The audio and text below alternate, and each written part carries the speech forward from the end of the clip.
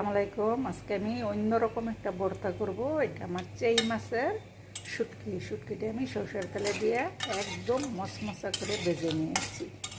এই ভর্তাটা আমি আজকে শিলপাটায় বাটবো না, শিলপাটায় না বেটে এইভাবে হাতে করব। দেখুন আমি কীভাবে করি। ভর্তাটা খেতে খুব মজা হয়। আমি একদম চুলাল হিটটা একদম লো করে আস্তে আস্তে ভেজে নিয়েছি। অনেক সময় নিয়ে সরষের তেলের মধ্যে আমি মশমশা করে ভেজেছি। শুটকিটা আমার ভাজা হয়ে গেল। শুটকিটা নামাই নেব। সামান্য তেল দিয়েছি, সরিষার তেলে দিয়েছি।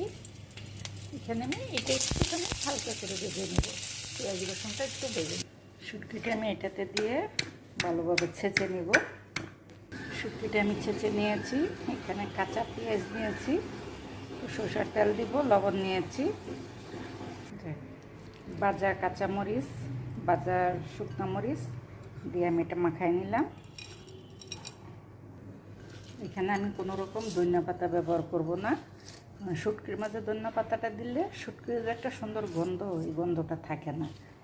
ভর্তাটা কিন্তু একটু মশমশা হবে, জর্জরা হবে, ভিজা ভিজা হবে না।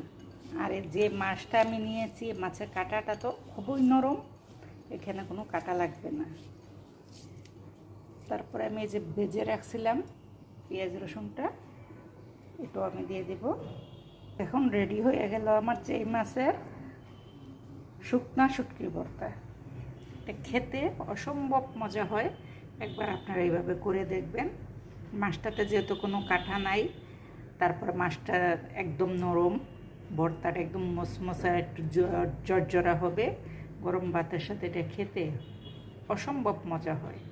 যদি ভালো লাগে তাহলে আমার চ্যানেলটা লাইক সাবস্ক্রাইব করে দিবেন প্লিজ।